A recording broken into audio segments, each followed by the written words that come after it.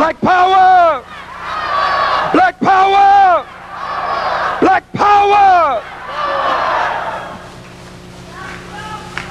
Giving honor to the God of our ancestors. And I have been taught to begin every important event asking for the divine blessings and the grace of Almighty God.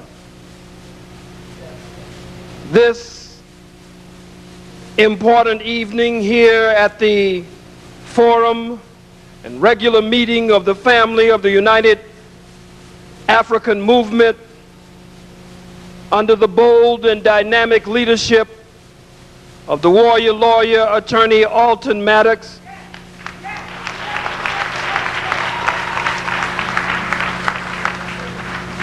with Dr. Leonard Jeffries present, Dr. Steve Coakley present. I want to, before beginning, ask Mother in the rear and others of the Mzee or the elders, may we proceed with this program. As Mother always say, teach or speak. But according to my heart and my spiritual tradition, I must begin in the name of Allah, who came in the person of Master Farad Muhammad, to whom praise is due forever, for raising up in our midst a divine leader, a divine teacher, and a divine guide in the person of the most Honorable Elijah Muhammad, the messenger of Allah.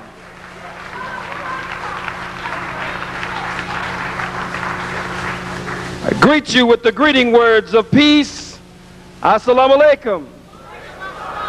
Black power. Hotep. Share Lafiani. Shalom, shalom.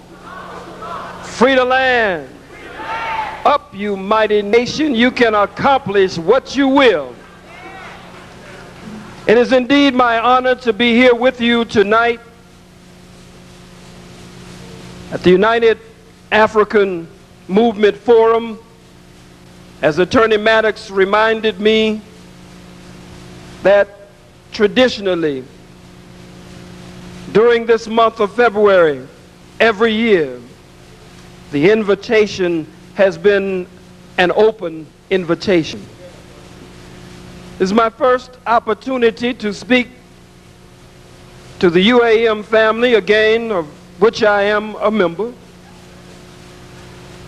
In the year 2000, in the 21st century. There are many things on my heart tonight, and I must address all of them. Every day I have kept up with the trial of the four devils in the murder of Brother Amadou Diallo, shot 41 times by these devils. The way it looks, it looks like the four devils could be, possibly, perhaps, acquitted. I saw the old devil. That's the problem that we are having in the 21st century. We still believe in white folks. White folks are actors. You can be sitting in front of your television, tears running down your face, and you know the cracker is acting on the screen. I saw the devil stand up in the courtroom and say, "This is a tragedy, not a crime." I saw another beast come up and say, "Officer so-and-so, when he realized that this tragedy had happened, he ran to him and he said, 'Please don't die. Please don't die, because my ass might go to prison for life. Please don't die. Some of you were touched by the devil saying it's a tragedy. It's a terrible mistake. It's a tragedy and not a crime. I'm here tonight to tell you that it's a tragic crime. It's a tragedy and it's a crime, and it's a tragic crime. Our brother struck 19 times, they say. But we know that these devils couldn't have been too good. You missed close to 22 times. We know they couldn't have been too well trained. But I want to talk about this case. Brother Abdul. Many of you say, oh, you know how silly we can be. Oh, the police, I'm sure. I've seen some Negroes on TV say it. Oh, I'm sure that the police didn't intend to kill him. It doesn't reach the level of depraved indifference toward human life. Not depraved indifference toward life. These are policemen. Volpe was a policeman. The policeman who sodomized Brother Abdul had a depraved indifference, not just against people, but against the black man. The New York Street Crimes Unit says we own the streets and we own the night. And they go on to wear their t-shirts and their sweatshirt with a black man on it, saying, we go after the man. It's true, they do go after the man. You got to know who the man is. This is coded language. The man is you, black man. The white man is not the man. The most honorable Elijah Muhammad says that the white man is mankind. He's a kind of a man who resembles in measure the real man, the original man. So when they say we go after the man, they mean that they go after the black man. You haven't forgotten Mark Furman, have you? Mark Furman in the O.J. Simpson trial said the policeman is God. He went on to say that there are times when we beat niggers, we beat Mexicans or Chicanos, we beat them until they shit in their pants. We beat them until they puke on themselves. We throw them down the stairs. And if we see a nigger riding in a car with a white woman, we move on that nigger right away. You haven't forgotten these things, have you? Stop letting these Negroes come in front of you. And these Negro preachers telling you that they're good ones. It's just a few rotten apples in the barrel. All of the bastards are rotten. There's not one good, as the Bible says. No, not one. Not one. You say, oh, that's ridiculous. You can't get dropped in a pit of snakes and trying to figure out which one has the venom sac under his tongue. This one is not poison. And that one is not poison. But now that one looks poison. And the very one you think is not poison will be the one to strike you and take your life. We're in the 21st century. Sister Tisha Miller is dead in California, sitting in a car, lying in a car, asleep, and four brute beasts take her life. Brother James Byrd in Texas, Jasper, Texas, dead because devils chained him behind their truck and dragged him until he was dismembered, leaving body parts all along the highway. Crackers are now all over the country, a rise in the Ku Klux Klan. a rise in the skinheads, a rise in the paramilitary right-wing organizations.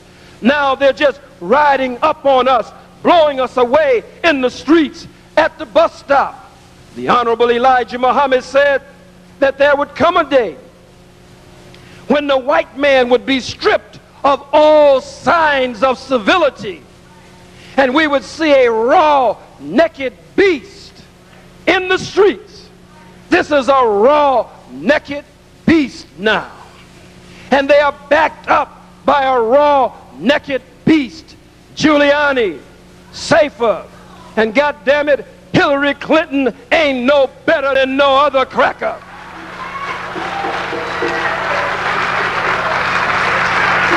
You Negroes should quit it. You Negroes should stop it. Hillary Clinton is one of the biggest whores in Washington, D.C., and one of the biggest liars in Washington, D.C. The only problem with Monica Lewinsky and Bill was that Bill was messing with a woman that she had her eyes on.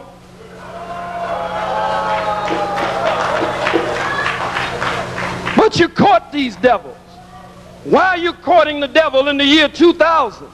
So you can be a big nigga. I'm the nigga that all the white folks, all the white folks have to come by me, because I's a big nigga. No, you're a little nigga, and in the 21st century, you shouldn't be a nigga at all. Stop playing games with the lives of our people just so you can poot in a seat in the Senate chamber, or poot in a seat in the mayor's office, or just poot anywhere, just glad to be rubbed on the head by the peckerwood. This must stop. Negroes running around in the year 2000 talking about they had a near-death experience. That's what I said. And we got something for your behind in here tonight. I'm going to speak everything that is on my mind, and there better not be a damn person on the front row, the second row, the third row who jumps up and holler, "Get out of my pocket! Get out of my pocket!" And if you start running down one of these goddamn aisles, we will bury you right here in the Obira Dempsey Auditorium. Keep your behind in your seat.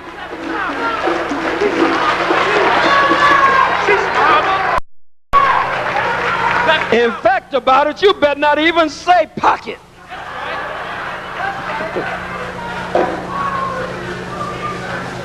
We're going to speak the truth, regardless of whether you like that truth or not. We're in the 21st century.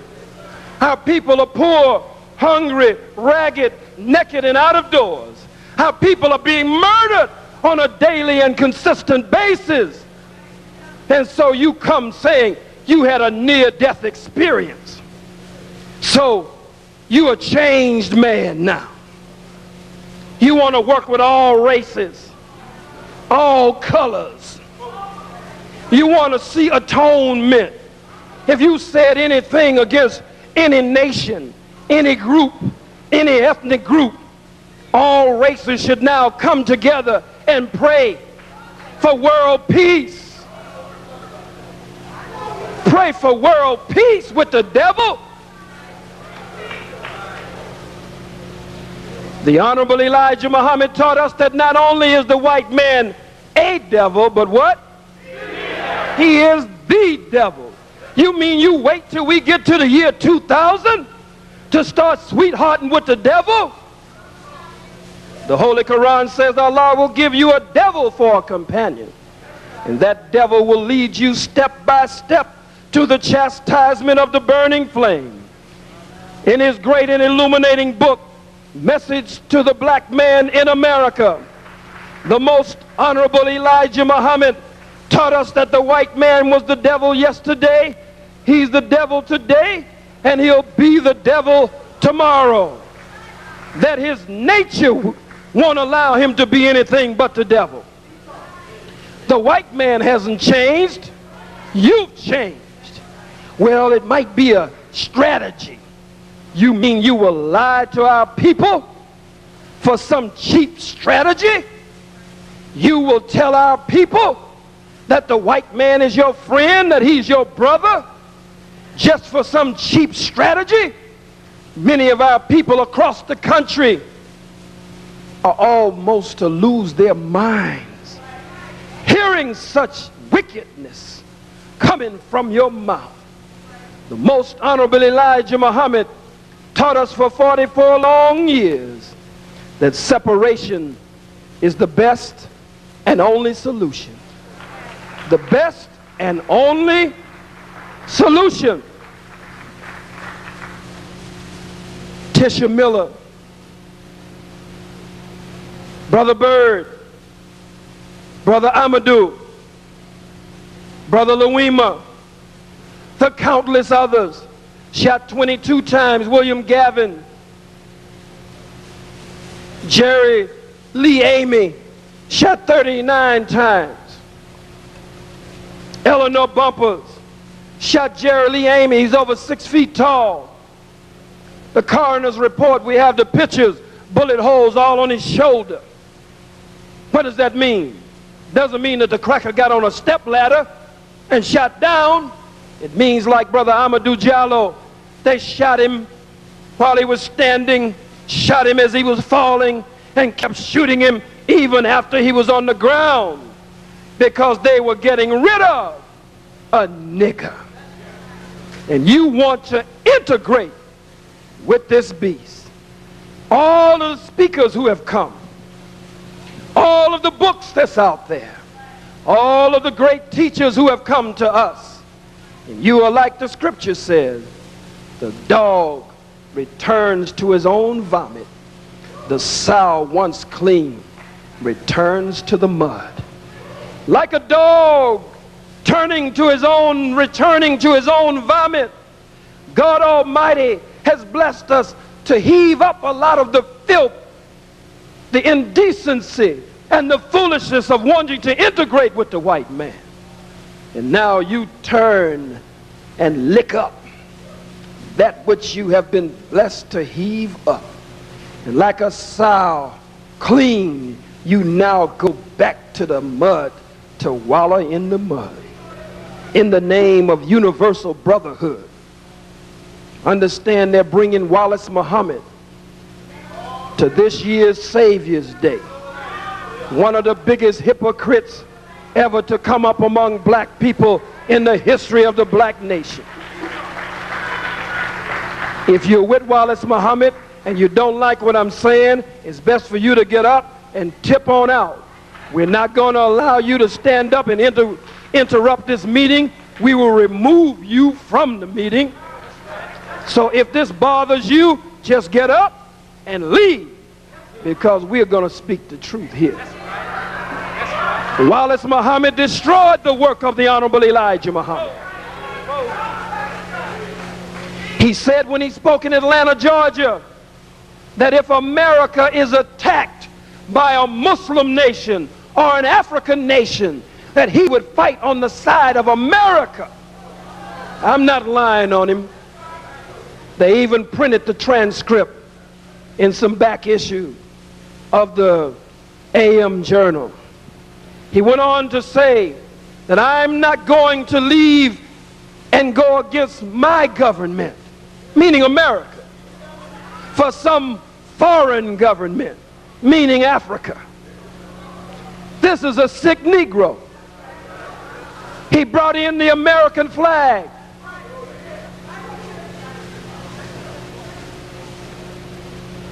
Had 4th of July parades, floats dedicated to the U.S. Constitution and the Bill of Rights.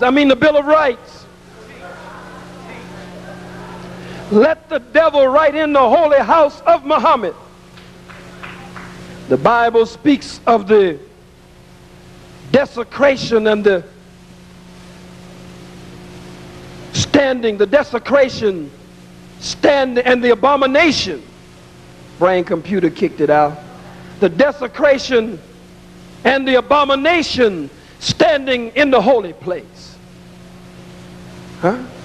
Another scripture speaks of damnable heresies that crept in among the righteous.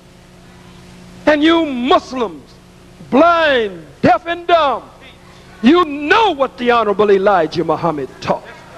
You know he did not teach you to integrate with the devil. And you know that he never told you to make the devil your friend and claim that you love the devil. We want freedom and independence. Not just no justice, no peace. Come on. Is that all we want? Is just a white man to treat us better? If you would shoot us 31 times, it'd be a little better, boss. Or 21 times, I wouldn't be so mad. But 41 times is an outrage. 11 times, boss. 1 time is too much. No justice, no peace. I'm not trying to diss you. I love you, and I have said it with you. And there are many among you, especially under the leadership of your chairman, that don't just say no justice, no peace, but you are for black nationalism. You are for Pan-African nationalism, revolutionary nationalism. That makes a difference. The white man will never treat you right. After you bury one, you'll end up burying another one and another one and another one. Somewhere a generation must be born that answers the white man. You shoot one black man 41 times, there must be a generation that shoots 41 crackers 1 time, center mass in the center of the head. You don't want to hear that kind of talk. You want to picket. You want to boycott. You want to sing and chant and march in the snow and in the ice. The cracker already knew you were coming in the snow and the ice. He moved it from the Bronx. I don't give a damn how you turn your face up at me and how you move your eyes against me, because you're the white man's nigger if you continue to try to hold on to this no good devil. I didn't come for an oratorical contest. I didn't come to say what you like. Somebody has to say something different to you. We can't do the same thing over and over and over and over and over goddamn again. When do you stand up? When? 4 white cops in 81 seconds beat Rodney King 56 times in 81 seconds. We watched it on video, and an amateur cameraman filmed it. We watched it every day. Is that true? We didn't have to ask how lighted was it. We didn't have to ask, was it to the left or to the right, or did he turn this way, did he turn that way? We didn't have to ask, how many times did they do this? We watched it on video. Did we? That's right. Did the jury watch it on video? Huh? They got life in prison, right? They got 25 years, right? 15 years, right? The state of California acquitted them. 4 white policemen in California with Rodney King were acquitted. Coon, Powell, Brasino, and the boys. Then a cracker gets beat damn near to death. Reginald Denny. What story did the white folks use in California? How does it differ from the story in the Bronx? These 4 bastards say that they shot Brother Amadou Diallo 41 times because they were afraid. We were afraid.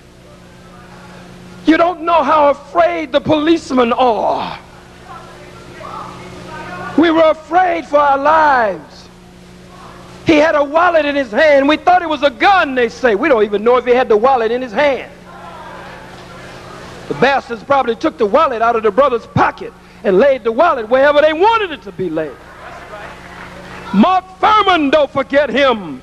Mark Furman told you that the policemen always lie and change the circumstances. Huh? They change the report in their favor. Someone says outside the window, they heard them say, oh, shh. This is what we're going to have to say. This is what we're going to say. Some Negro gets on the stand. I believe it was today. Negro woman. Was she a Negro woman? Is that true? And say she heard him say, gun. Was that a black woman? How many saw it? Was it a black woman? I didn't see it. I'm hearing the report. That's what's wrong with you. On the streets, they say, it's only a fool that attempts to play by the golden rule in a crowd that won't play fair. It's only a fool that attempts to play by the golden rule in a crowd that won't play fair. You don't have any business going all the way up to Albany. I heard them say gun. Suppose they were saying gum, fool. You heard them say gun. Just the white man's nigger in the year 2000. They said they feared for their lives. They ultimately found a wallet, a beeper, and some keys. But they feared for their lives. What about the black men across the country killed by their white so-called friends? Out partying with them, out drinking with them. And then when the party is over, when the drinking is over, they turn around and kill what they call the nigger. What about Jeffrey Dahmer, working at a chocolate factory in the daytime, eating what he called niggers at nighttime? Nigger nuggets at nighttime.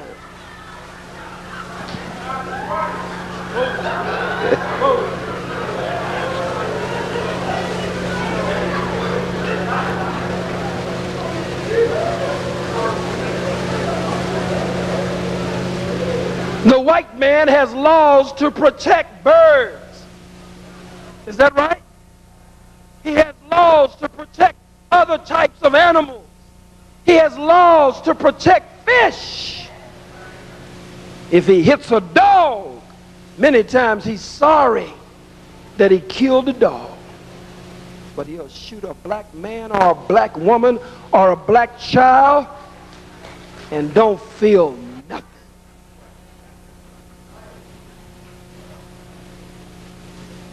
Four black men beat the hell out of Reginald Denny. Bust him in the head with a brick. I was happy. You had just beat up Brother Rodney King. 4 white cops over the black man. So God put 4 black over a white man. Came through in that big truck, sticking his finger out the window because the 4 white cops had just got off, had just been acquitted, found not guilty. Black people weren't mean. The black people weren't racist. The black people feared for their lives. Cracker come through there in a big old damn truck, riding down the street, right through the black neighborhood, honking his horn and doing the finger out the window. They say they thought Rodney King was on PCP. Black people in the black community, when Reginald Denny came through, the white boy, they thought he was on that PCP. They thought this cracker's got to be crazy, coming through here doing this. So it says they took him from the truck. They showed on some video them hit him in the head with a brick or something. They say Rodney King, they kept beating him 56 times in 81 seconds because he wouldn't lie down. And they were afraid. He kept getting up, and they thought he was on that PCP. The brothers didn't just viciously beat the white boy Reginald Denny. He wouldn't lay down. He kept getting up. And they thought he was on that PCP. So they only tapped him a little bit with that big brick to subdue him so they could turn him over to the proper authorities. You say, but that's not fair. What about the black man? I'm not for holding up for black evil nor white evil. What about the black man that ran from the sidewalk and was seen going through his pockets and took his wallet from his pocket and then ran with his wallet? You can't tell me, Khalid Muhammad, that you condone that. Of course I condone it, because I know what happened. You want to know what happened? The brother ran over from the sidewalk, went in his pocket. He wasn't robbing him. He got his wallet to see what kind of identification he had so that he could make a positive ID. And he looked in his wallet, saw what he had in his wallet, and he said, oh, this is Mr. Reginald Denny. You say, but why did he run off with the man's wallet? He ran off with the man's wallet looking for the nearest pay telephone so that he could call the authorities and tell them, Mr. Reginald Denny, a white man, is here in the black community. He's on that dangerous PCP. We have had to subdue him here and hold him down in the streets until someone could get here. Look at me like that. I don't give a damn about you looking at me like that. You will never stop the white man from killing you until you start killing some white folks. You will never stop the white man from beating you until you start beating some white folks. Killing them in self-defense. Beating them in self-defense. Self-defense. Self-defense. Oh, I know what to say, cracker. Raise up off of me. I know what to say. I knew what I was saying at the Million Youth March, where some of you Toms got mad with me. Self-defense. Caskets must roll in the white community as they roll in our community. You must learn to empty your clip in self-defense, black man, on somebody other than another black man or a black woman. I'm talking about fighting, killing, bleeding, and dying for freedom. Malcolm said the price of freedom is death. There is no freedom singing, doing poetry, getting the flu, getting arrested by appointment. Baby, make sure you have dinner ready.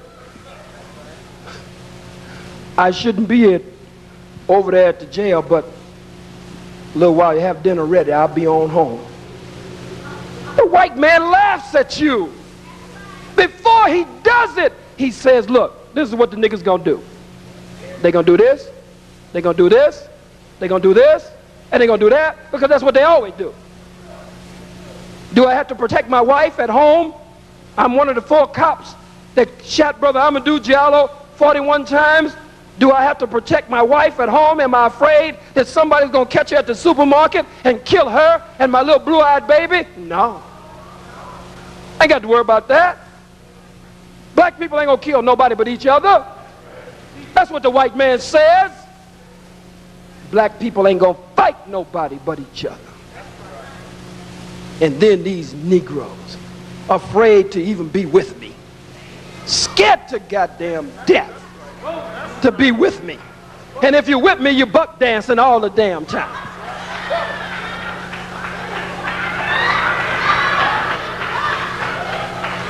Everything you have heard that the white man said against me or charged me with, you got your fat behind out there buck dancing.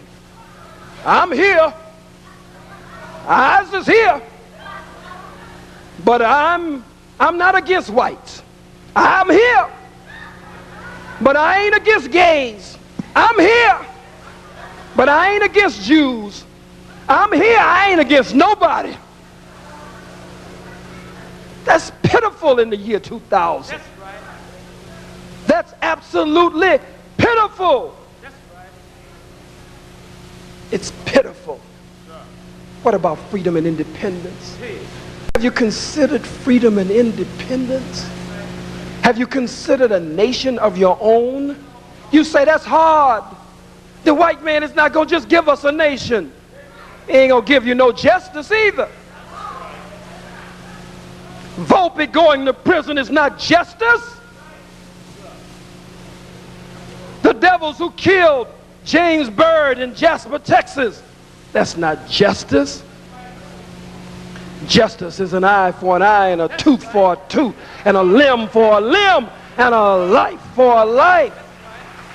That's justice. Look at this beast in Las Vegas. Our little baby, 7 years old, little sister Sharice, little baby at the arcade there. She goes in, the beast goes in behind her and molests her and then kills our little 7-year-old baby. It's not justice for him to go to prison. Don't tell me about these devils. What's the woman's name? Leslie Abramson. No good devil. She was his attorney. She couldn't get him off completely, but she kept him from giving him the death penalty. I heard her say yesterday that I really like this young man. I really care about him. How could you really like him? I'm talking to you now. How could Leslie Abramson like him after he did what he did to our little 7-year-old baby? And don't tell me nothing about the prosecutor, Eric Warner or whatever his name is, in Albany. Huh? That's right. He's just going through the motion. First, in his opening statement, the cracker says, I don't believe that these 4 black policemen left home with, huh? I'm sorry. I don't believe we don't have any black ones like that. We need some like that. I don't believe, he said, that these 4 white policemen left home with the intent to kill Mr. Giallo. Only way they didn't leave home with the intent to kill Amadou Diallo is they didn't know him. But any nigga will do. They have inner circles, clans. The Klan no longer wears white robes and white sheets and pillowcases and all that madness. You can wear a blue uniform and kill a nigga and it's justifiable homicide. You can outright murder a black man or woman or child and it's justifiable homicide. Black man, we must stand up.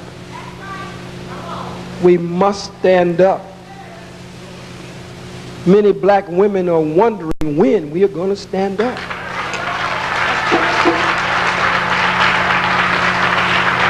This Barnum and Bailey circus has to end. Where we're playing these games. I'm back to the games. Playing games to be seen, to be liked. All kind of devils now crawling out of the woodwork, backing you up now. This devil coming, that devil coming. Let me tell you, if you are really for the liberation of your people, devils ain't gonna come out of the woodwork backing you up. I don't give a damn what you say. These cold-blooded beasts are not gonna come out to back you up. In fact, they're not gonna even cover what you do. The only reason the beasts covered a Million Youth March is because it's a strategy to kill the attendance, kill the crowd, vilify the leader of the march, and frighten the hell out of you to keep you from coming. As soon as the march is over, I could stand butt naked on the city hall steps with a picture of Giuliani in my hand and Safer in the other hand, and you probably wouldn't see no camera coverage or newspaper coverage. The white man chooses who he wants to cover. Some Negroes are more acceptable than other Negroes. You don't help a black revolutionary promote a black power, black revolutionary movement. The white man ain't crazy. You give the people a softer alternative, and you make them think that's what you should be doing. You say, well, we can't just do nothing. I don't say stop doing some of the things that you're doing, but you must be doing something else other than that. Didn't you do it for everybody that I named and some of the others who were murdered that I didn't name? Did you get any better results? Come on, brothers and sisters. The time is now for us to stand up on the legacy of the Honorable Marcus Mosiah Garvey, to stand up on the legacy of the Honorable Elijah Muhammad, to stand up on the legacy of Old Testament Malcolm, not New Testament Malcolm. Old Testament Farrakhan, not New Testament Farrakhan. I'm not afraid to teach it. You've shot me down like a dog before, but I didn't die. That's right. I intend to stand for the liberation of my people. If you want to take my life, you got to bring a life this time in order to take a life this time. They got specific instructions everywhere we go. If that breaks out anywhere we go, that you are not to leave the room alive. Whoever it is must die. You must not go to court. You must not go to jail. You must die for trying to silence the voice of black power, black nationalism, and revolutionary Pan-Africanism. We must put that back on the agenda. That's right. Integration is taking over. I hear the Million Family March now is going to be for all races, all colors, and they're going to have a mass marriage, interracial marriage. Anybody that's out there, if you're in the crowd, if you get married, hell, you're going to get married. Sisters going to get married to devil men. Huh? But I mean, it shouldn't be under the voice of a conscious and righteous occasion. Say they're doing that now. Brothers will get married to white women. Whoever is in the crowd gets married. And not only will sisters get married to white men, but some sisters will get married to white women. And some brothers will get married to white men. Did I say sisters with white women? Brothers with white men? Whoever's getting married gets married. Then an integrated homosexual couple will go out saying, I got married at the Million Family March. What happened to the voice of Elijah Muhammad? What happened to Elijah? Elijah taught you, black man and black woman, that the very elect of God would be deceived.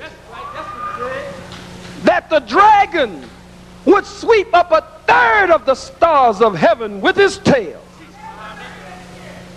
And that the very elect, I repeat, of God would be deceived. Oh, brother, and my sister, cannot you see that in New York we should be the example for the world? A mass movement, black power movement, should be formed in New York here in the year 2000. Poor blessed Sister Kadiatu Jallo.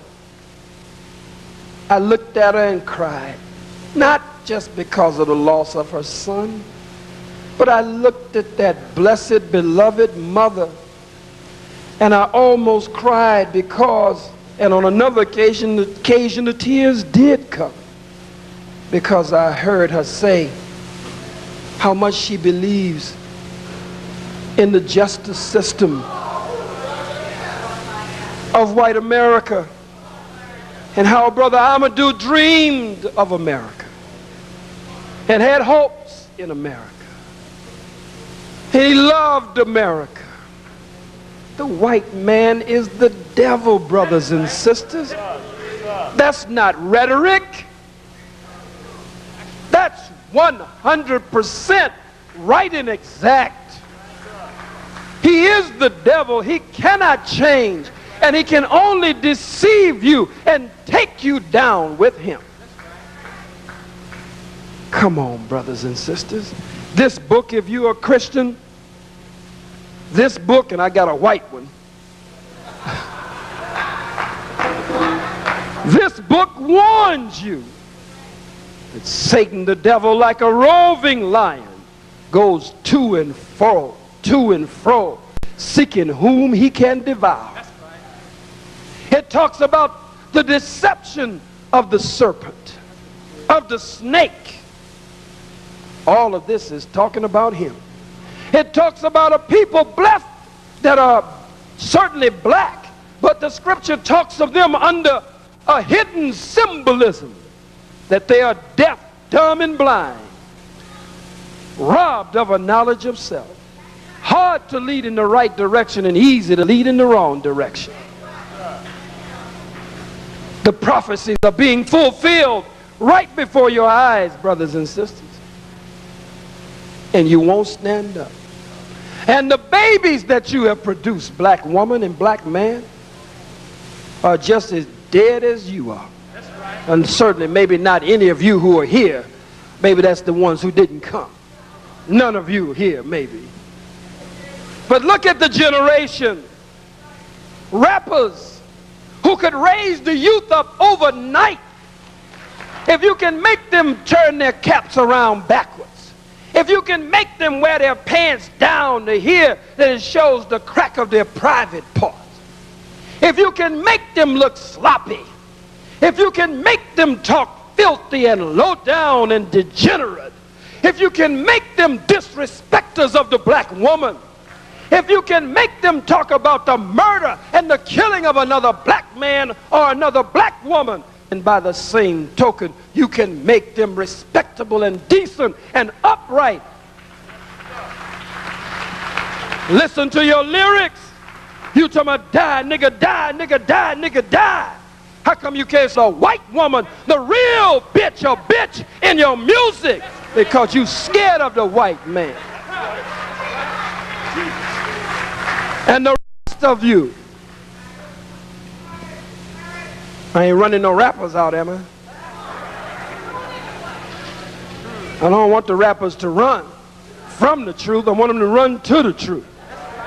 Brother Divine, our brother didn't come, did he? Okay. But I want to handle him a certain way, but I want to teach the truth when he's here.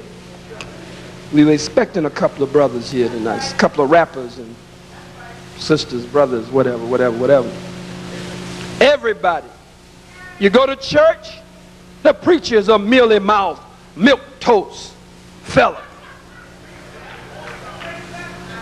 You don't teach that Jesus was a revolutionary. You don't teach that Jesus was a black revolutionary.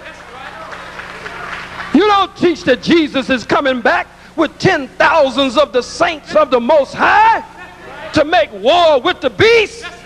But it's in your Bible, but you don't teach it. You don't teach that America is the modern Babylon, and that Babylon is fallen, She has become the habitation of devils, the hole of every foul spirit, and the cage of every unclean and hateful bird. The preacher has fallen down on his duty. The rapper has fallen down on his duty and her duty. The teacher is afraid.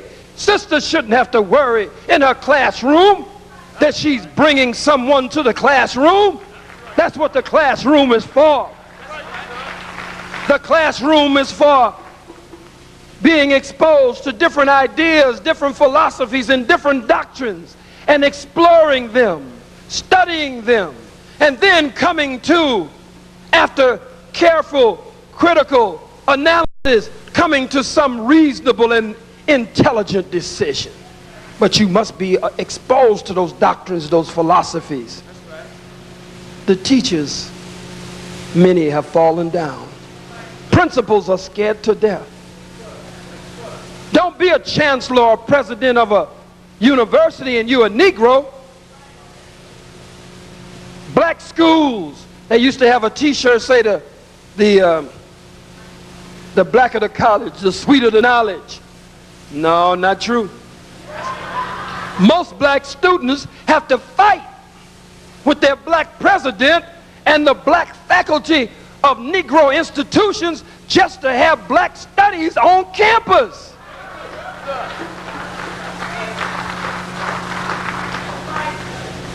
I'm talking about where we are in the year 2000. We got to get away from this. Church full of white Jesus. White angels. White disciples. A white doctrine and a white theology. Come on now. A white doctrine and a white theology. You go to the mosque or the masjid, you got a white theology. Huh? You don't want nothing to do with Elijah Muhammad. Some of you who are Sunni. Elijah Muhammad wasn't no Muslim. Elijah Muhammad taught all that black stuff. Astaghfirullah, astaghfirullah. I'm with the white prophet Muhammad. He taught universal brotherhood. Well, you can't find it nowhere in the world. Ain't no universal brotherhood. Everybody has their foot on the neck of the black man and the black woman. Everywhere, all over the world.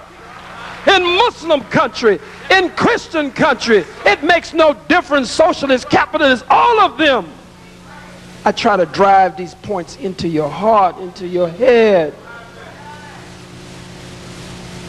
And so you put people out there and leave them out there. And you're cheerleaders behind the scene. I run into so many people on the street. They all want to hug me. They all want to kiss me. And they many of them, not UAM's members, not UAM, but some of the others, they see me and they're running while they speak to me. Brother, good to see you, brother. Good to see you, but you keep up the good work now. You keep up the good work. I say, brother, I need your help. Sister, I need your help. You got me? You got me?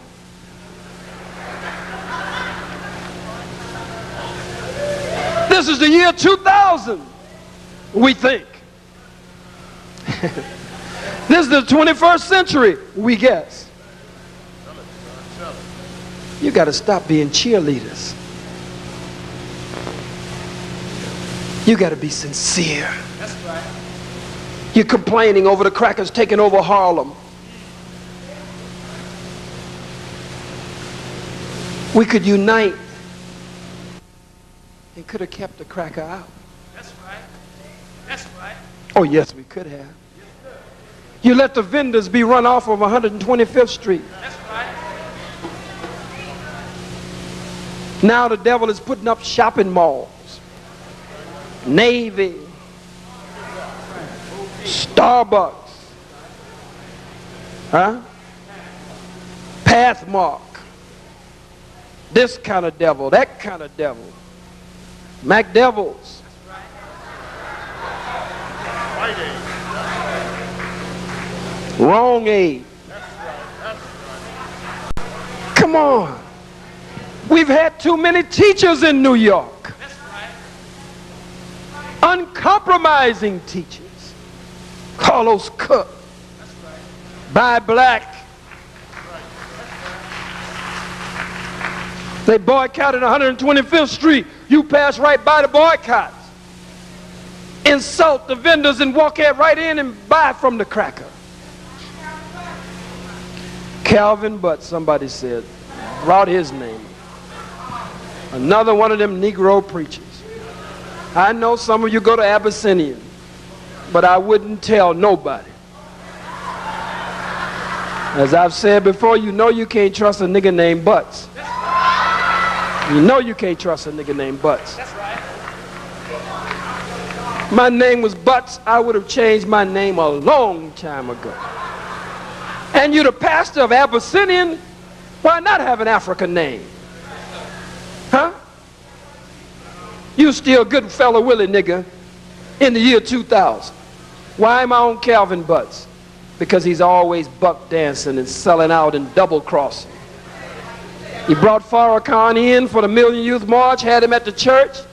Then the next few weeks, he was criticizing Farrakhan because the white folks must have got on the nigga. He called Giuliani a racist, and all of you act like that was great. He called him a racist. So what? Then he turned around and apologized and hugged the beast. These buck dancing niggas.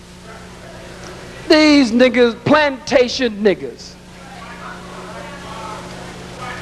Call him a racist, which wasn't really too bad. You could have let that stand. Wasn't too bad. Call him a racist and then turn around and hug him. And the old devil pat the nigga on the head. Say, you a good nigga. You my nigga, Calvin. Now you going on back to Abyssinian, boy. And I don't want no more trouble out of you, Calvin. No, sir. But can I get a little bit more on my stove? I want to set up a little housing, boss. Can I get a little something for that? You behave yourself, Calvin. Oh, Floyd Flake, all them niggas. Don't the whole Congressional Black Caucus, when they brought up Sister Assata Shakur being extradited back here from Cuba, these Negroes, Brother Babatunde and Sister Naya Arinde and Brother Herman Ferguson with Nation Time and Sister Viola Plummer and Brother Omawale and others with the December 12th movement, they exposed them Negroes in the Congressional Black Caucus who voted against Assata or didn't vote at all. Even had a Negro that used to be a Panther. That's right. Negro named Bobby Rush. Congressman Bobby Rush in the same city, Chicago, where Fred Hampton and Mark Clark was. That's right. Murdered by this beast. That's right. And Bobby Rush didn't even vote for Assata Shakur. Come on, brothers and sisters. I'm almost finished. I'm almost finished. But we are deaf, dumb, and blind. The Honorable Elijah Muhammad said we should accept nothing less than a nation of our own and some of this land, and some of this good earth that we can call our own. Free the land, he says. Free the land. Some of you don't even want to think of having a nation of your own anymore. Death row full of us. Penitentiaries full of us. Mumia, Shaka Sankofa, Fred Hampton Jr., not all. There are others spread throughout the jails and prisons. Sundiata, Mutulu, Sekou, Eddie Conway, Ruchell McGee. I'm saving him for last. Ruchell McGee. I'm running all over the country. I'm saving him for last. That's right here, and that's personal. Because I got to answer a few of you silly ones in the audience, so I got to bring up Patrice Peterson. All over the country, our political prisoners are there, locked down, some on death row.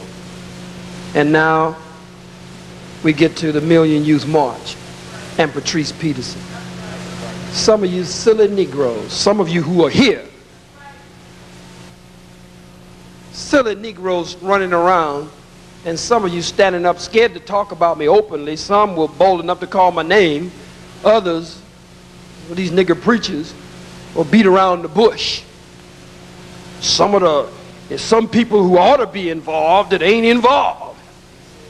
We involved and we doing this and we doing that.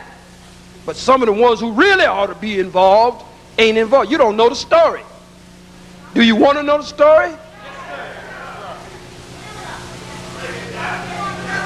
When Patrice Peterson, who is very definitely a political prisoner, when Patrice Peterson, who is very definitely one who showed great courage in standing up against those beasts at the Million Youth March on Malcolm X Boulevard in 1998.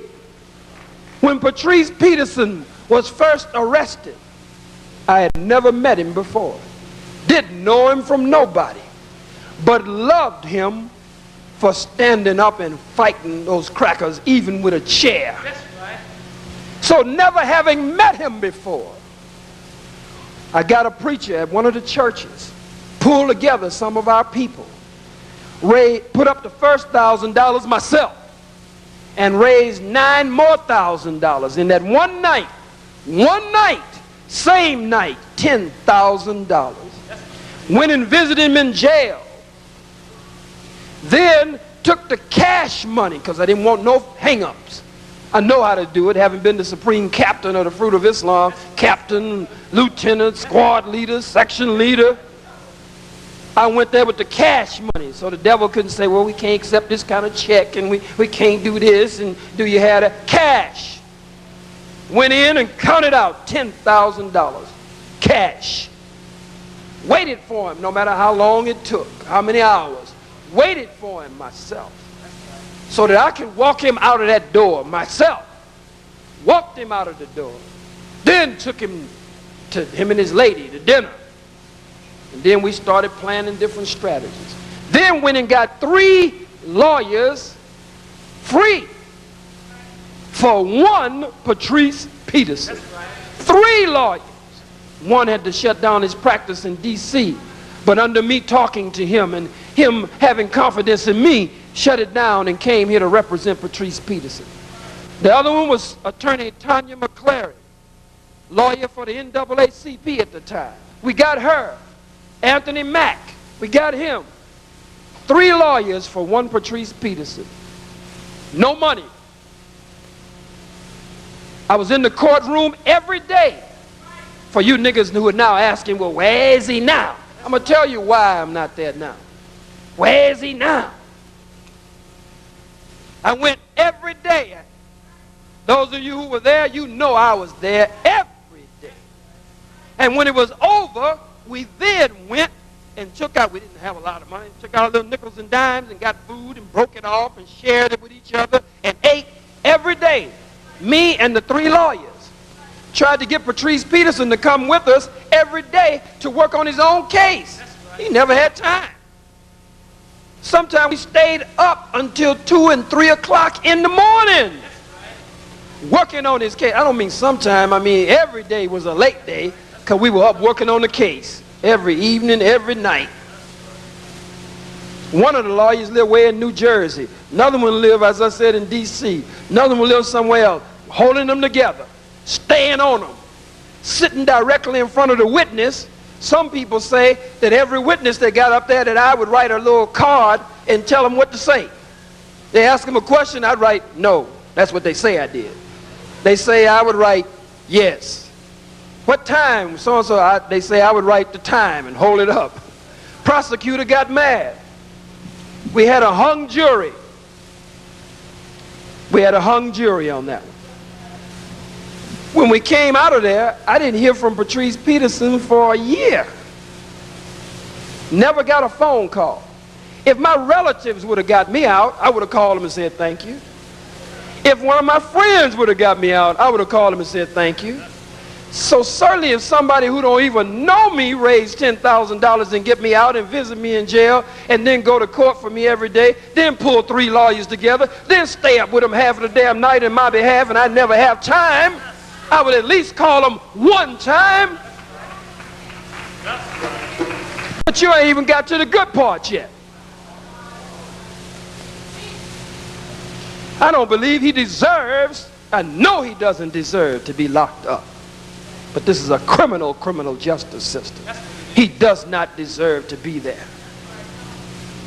So I heard that Judge George Daniels, the black judge, was a personal friend of former Mayor David Dinkins, and that he knew Al Sharpton and may know Attorney Maddox.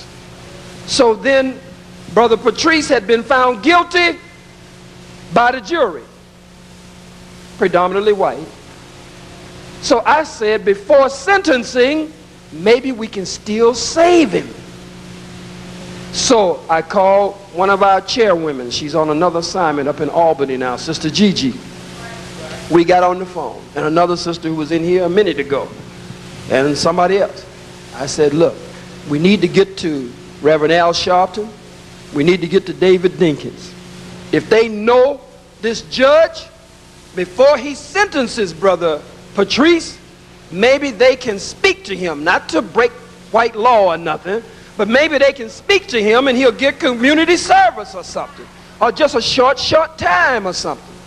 I say, but I think it's wise, now listen to me so you'll know that your foolishness ain't nothing but foolishness and that you're not a wise strategist. I said, Dinkins ain't gonna do nothing with me, and Sharpton is scared of me, to be around me in front of too many white folks. As I said, without buck dancing or denying, and I never done Sharpton like that. Never. I never say I can stand with Reverend Sharpton. I never say that and then make apologies. I can stand with him, but I'm not for wearing wires. I'm not for being an undercover police. I'm not for being a snitch. I never say that because I can't prove that. And that's my brother. And if he did that, I believe that he's done enough good to exonerate him from that. So I support him where I can. But it would be wrong for me to stand with him every time I'm on a program, and because I know that it is sad that he did all of those things, for me to always say, I'm with Reverend Sharpton, but I don't wear no wire. I'm with Reverend Sharpton, but I ain't never worked with the police. I'm with Reverend Sharpton, but I ain't never been undercover. I don't do that. So don't stand up and say, I'm with Khalid, but I'm not against whites. I'm not against gays. I'm not against. God damn it, if you got to do all of that, sit your ass down and don't come up on the goddamn stage. Don't even stand with me if you got to buck dance every goddamn time you stand. A phony ass friendship. That's right. Never been invited to the House of Justice. I'll be back to Patrice Peterson in a minute because some of this took place at the House of Justice last night. That's right. Oh, no good behind Hillary Clinton, House of Justice. Bill Bradley, House of Justice. That's right. Ask him if he was for reparations, and the cracker stood right up and looked everybody in their eye, didn't miss a beat, didn't hesitate, say, I will not support a reparations bill. Should have run that bastard out of there right then. You couldn't have gone in no so-called imposter Jews synagogue. You couldn't have gone in one of their B'nai B'rith buildings. You couldn't have gone in what they call their Anti-Defamation League building and stood up there and told them that you are not for a major plank of the Jewish cause. When I say Jewish, I mean they're not the Jews, they're Jewish. They wish they were the Jews. You didn't run that cracker out of there. Some of the Panthers, that's the night that Bill Perkins did all that crazy stuff. That's right. Bradley came out and the youth bum rushed him to ask him questions. The cracker ran to his limousine or his car and got away. All these Negroes have been invited there. Old Benjamin Chavis, Negro who went to the ADL when the president, the vice president, the Senate, the Congress, the Pope, and everybody was on me for King College. He called him, it's in the books written on Minister Farrakhan's life and other documentation. He calls Abraham Foxman of the ADL and tells him that he thanks him for putting the full page ad in the Sunday New York Times against me. Benjamin Chavis then told him, we didn't realize it was that serious. Thank you for opening our eyes.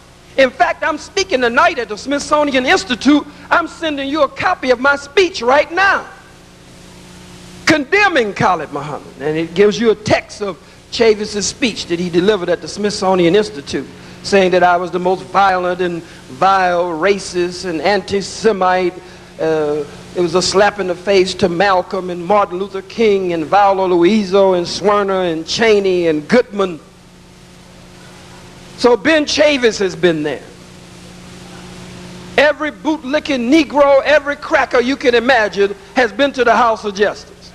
Only time I've ever been to the House of Justice is when I go on my own, when I used to go on my own to sit down and talk. A friendship is two ways. I mean, I'm not no mistress. I'm not your girlfriend. I'm 100% black man. Black God. You my friend if ain't nobody around. Close that door. Don't let nobody see us. So it was there that they say last night a lot of this was going on. So I said, look, I said, if Dinkins is going to help, brother, I want Brother Patrice free, on the ground, out of that devil's dungeon, out of his clutches. I ain't got no ego involved in that. I said, it's best for me to hide in the background. Sister Gigi, call Reverend Sharpton. Sister Gigi, see if Reverend Sharpton will give you the number to David Dinkins, or if he'll talk to Dinkins for you. And go and talk to Attorney Maddox and see if he'll talk to Dinkins for you. And if they will talk to the judge and see if the judge will cut brother some slack. But I say, I know Sharpton ain't gonna work beside me, so I need to stay out of the way so it'll be easy for them to work. I said, I know Dinkins won't do it. It'll be easier for them to work if I'm out of the way. I know the judge ain't gonna do nothing, because he's a nigger also. And I know he ain't gonna do nothing, so I'll stay out of the way. So maybe these Negroes plus Attorney Maddox. I didn't say he was a Negro. That's the Negroes in one category and Attorney Maddox in a totally different category. And that, hey, and that ain't because I'm here. I have come here where I had heard things come out of here and dealt with them straight from your podium and your rostrum. But Alton Maddox does not go in the category with Sharpton and Dinkins by no stretch of the imagination. I'm letting you know that I ain't buck dancing for you. If I felt he did, goddamn it, I'd stand right in your face and tell you and collect the money you paying me after it's over. And if you wanted to keep it, I'd tell you, keep your goddamn money. Now, so that's why you haven't seen a man who was there every day the last time and walking the streets blocks and blocks to find some place where we could sit down, because they at the NAACP office was trying to put us out. They didn't want Tanya bringing us in there working on Patrice's case. We'd have to sneak in there sometime. We had to try to find another place something. This was every day we did this. So that's why you haven't seen me. Give me the benefit of the doubt. That's right. Don't run your mouth on me. Then running around making people think you bad. I'm going to tell him tomorrow night. Khalid should be here.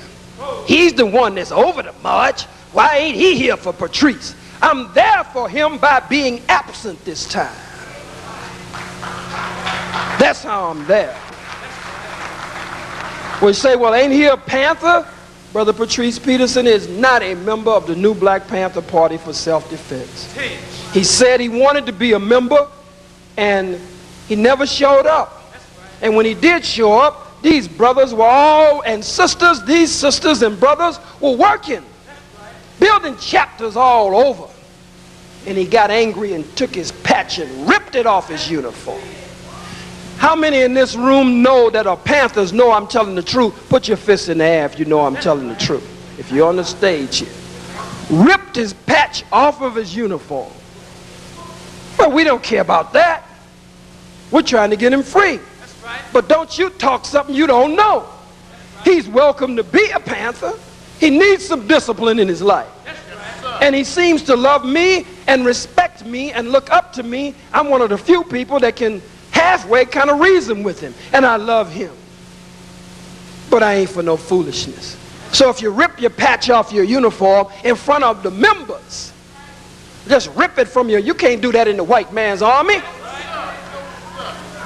You know you can't do that in the white man's army.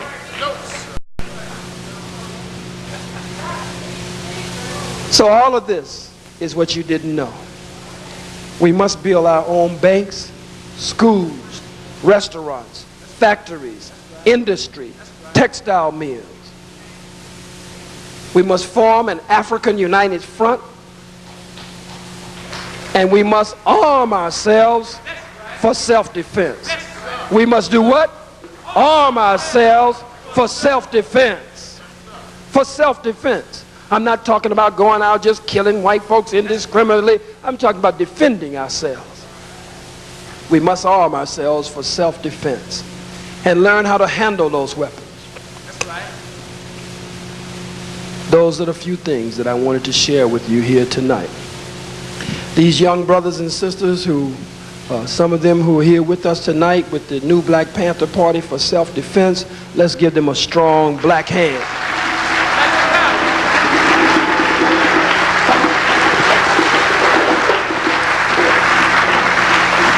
I'm closing out now. They come to help. They come to help wherever they go.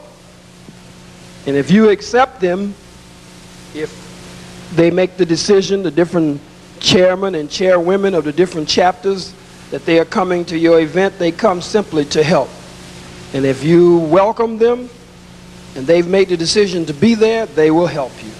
If you don't want them there, just let them know. That's right. And they will leave. That's right. We won't get angry with you or anything. And we have some members that go between the party, Panther Party, and other organizations. We don't stop them from doing that. We let you make up your mind naturally the way you want to. I thank Brother Alton Maddox and my family here at the United African Movement. I guess I've hit on just about everybody that I thought needed to be hit on. Huh?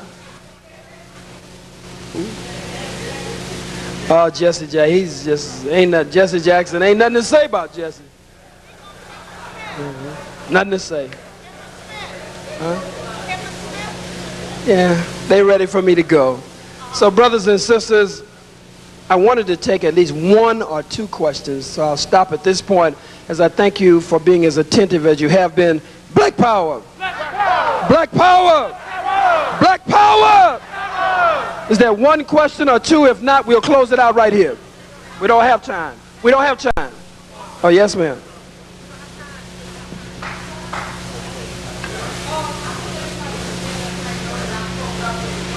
Shh. Who are you?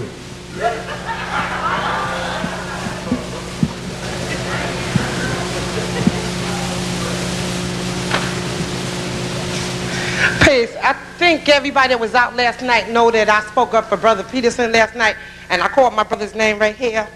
I spoke to the sister that you said you went out to dinner with tonight. I spoke with her tonight, but I don't want to have Peterson's wife, the one that you said you went out with her when you came up out of the jail with him, right?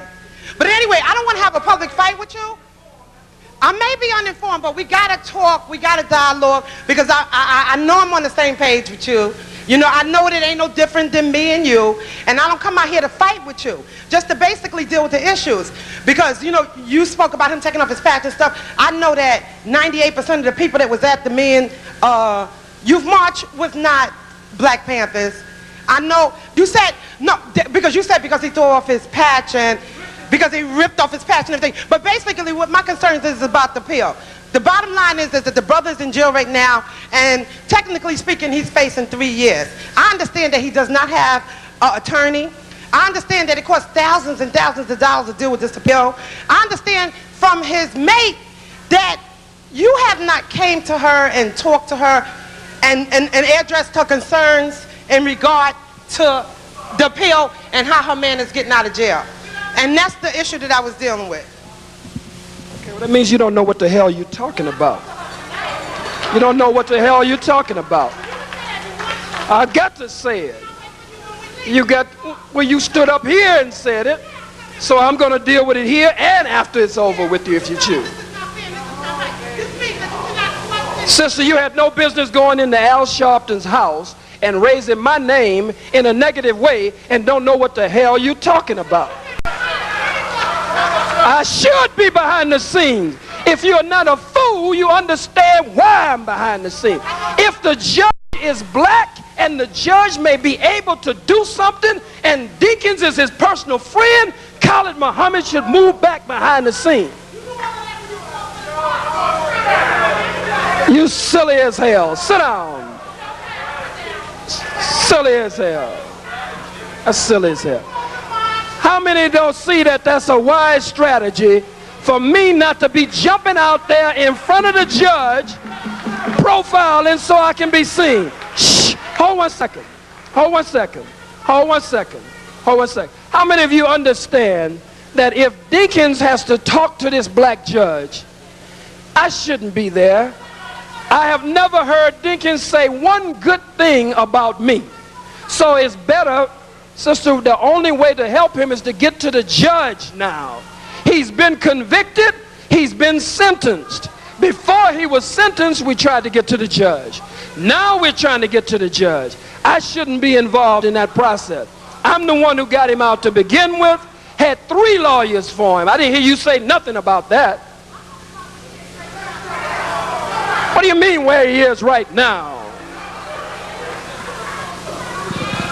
This is family. Wait, this is family. It's all right for it to go like this. Hell, you can't have a tippy-toe meeting every time. God damn it, if you're that interested in getting him out, you get him out. If you're that interested in getting him out, you do what I did the first time. You go get him a lawyer. I got him 3. You get him 1. You're not that damn interested in Patrice Peterson. Stop lying. I love you, brother, and I want you to close out for me. I can't go. Sisters and brothers, we had a good time tonight, didn't we? All right? We had a lot of education. We had a lot of... Wait, sisters and brothers. Wait, sisters and brothers. We're going to show our love. We're going to show our love for our guests. Let's have it for Dr. Khalid Abdul Muhammad.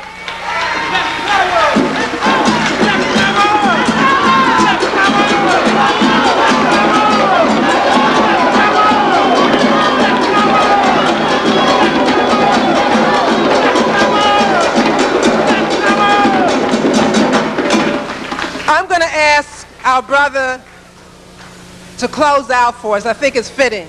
And we're going to ask Dominic Carter to join us from the Witness Protection Program and all those others. Please wait a minute. We're going to have a traditional closing by our brother, Dr. Abdul Khalid Muhammad. Okay. We're going to bid our ancestors good night. We're going to wish each other safe passage. And let us always remember, we are an African people, stolen from our homeland, robbed of our history, robbed of our language, robbed of our religion, robbed of our entire culture, robbed of our womanhood, our manhood, our selfhood, and our self-respect. But we're all going to rise, never to fall again. Up, ye mighty, beautiful race. We can accomplish what we will. No justice, no peace. No justice, no peace. No justice.